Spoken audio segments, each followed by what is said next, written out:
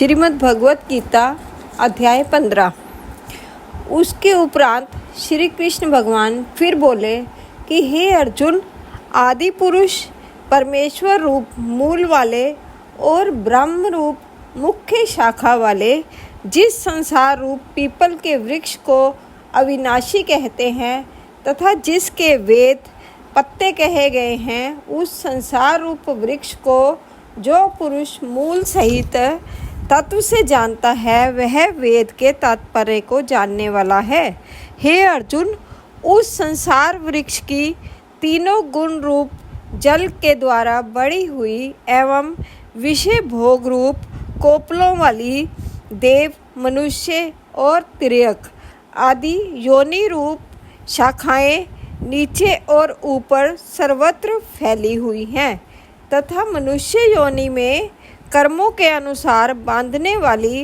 अहमता, ममता और वासना रूप जड़ें भी नीचे और ऊपर सभी लोगों में व्याप्त हो रही हैं। परंतु इस संसार वृक्ष का स्वरूप जैसा कहा है वैसा यहाँ विचार काल में नहीं पाया जाता, क्योंकि ना तो इसका आदि है और ना अंत है तथा न अच्छी प्रकार से स्थिति ही है। इसलिए इस अहमता, ममता और वासना रूप अति दृढ़ मूलों वाले संसार रूप पीपल के वृक्ष को दृढ़ वैराग्य रूप शस्त्र द्वारा काट कर उसके उपरांत उस परम पद रूप परमेश्वर को अच्छी प्रकार खोजना चाहिए कि जिसमें गए हुए पुरुष फिर पीछे संसार में नहीं आते हैं और जिस परमेश्वर से यह पुरातन संसार वृक्ष की प्रवृत्ति विस्तार को प्राप्त हुई है, उसी ही आदि पुरुष नारायण के मैं शरण हूँ। इस प्रकार दृढ़ निश्चय करके नष्ट हो गया है मान और मोह जिनका, तथा जीत लिया है आसक्ति रूप दोष जिनने, और परमात्मा के स्वरूप में है निरंतर स्थिति जिनकी, तथा अच्छी प्रकार से नष्ट हो गई है कामना जिनकी, ऐसे वे सुख दुख नामक द्वंद्वों से विमुक्त हुए ज्ञानी जन उस अविनाशी परम पद को प्राप्त होते हैं। उस स्वयं प्रकाश में परम पद को ना सूर्य प्रकाशित कर सकता है, ना चंद्रमा और ना अग्नि ही प्रकाशित कर सकता है, तथा जिस परम पद को प्राप्त होकर मनुष्य पीछे संसार में नहीं आते हैं, वही मेरा परम धाम है। हे अर्जुन, इस देह में यह जीवात्मा मेरा ही सनातन अंश है और वही इन त्रिगुणमयी माया में स्थित हुई मन सहित पांचों इंद्रियों को आकर्षण करता है। कैसे कि वायु गंध के स्थान से गंध को जैसे ग्रहण करके ले जाता है, वैसे ही देह आदिकों का स्वामी जीवात्मा भी जिस पहले शरीर को त्यागता है, उससे इन मन सहित इंद्रियों को ग्रहण करके फिर जिस शरीर को प्राप्त होता है उसमें जाता है। उस शरीर में स्थित हुआ यह जीवात्मा श्रोत्र, चक्षु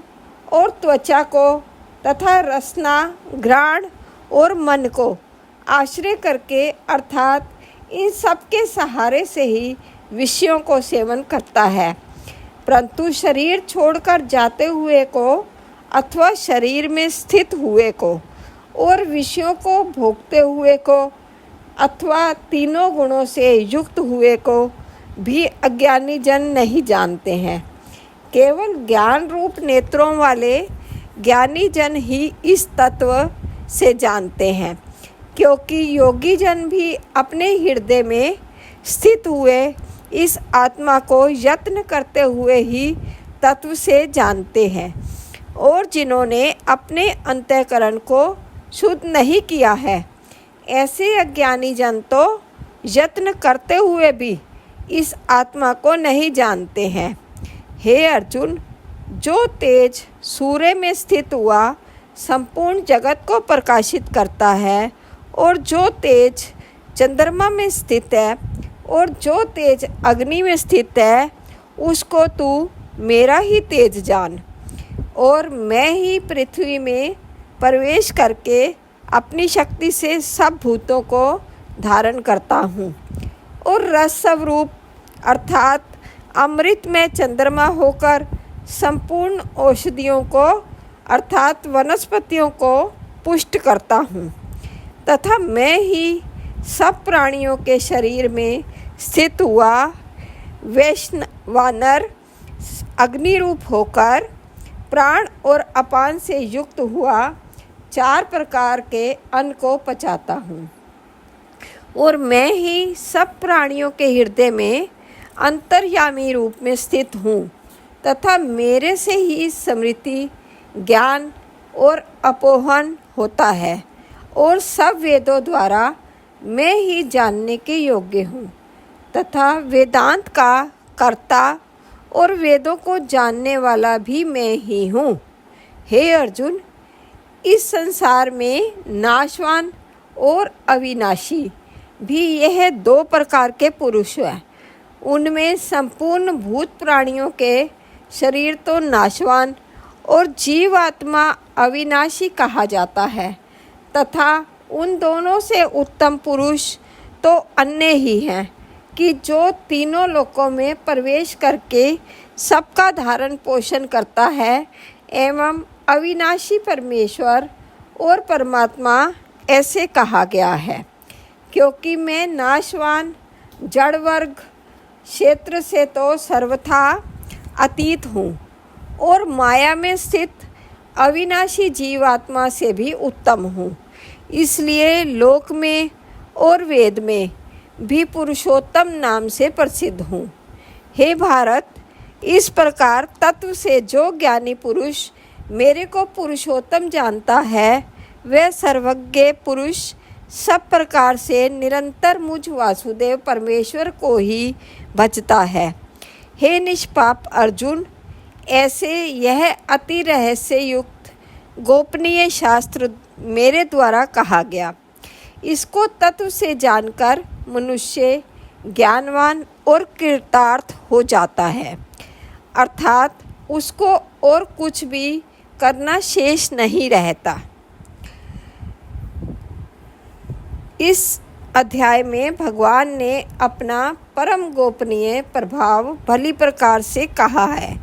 जो मनुष्य उक्त प्रकार से भगवान को सर्वोत्तम समझ लेता है, फिर उसका मन एक क्षण भी भगवान के चिंतन का त्याग नहीं कर सकता, क्योंकि जिस वस्तु को मनुष्य उत्तम समझता है उसी से उसका प्रेम होता है और जिसमें प्रेम होता है उसी का चिंतन होता है। अतएव सबका मुख्य कर्तव्य है कि भगवान के परम गोपनीय प्रभाव को भली प्रकार समझने के लिए नाशवान क्षणभंगुर संसार की आसक्ति का सर्वथा त्याग करके एवं परमात्मा के शरण होकर भजन और सत्संग की ही विशेष चेष्टा करें।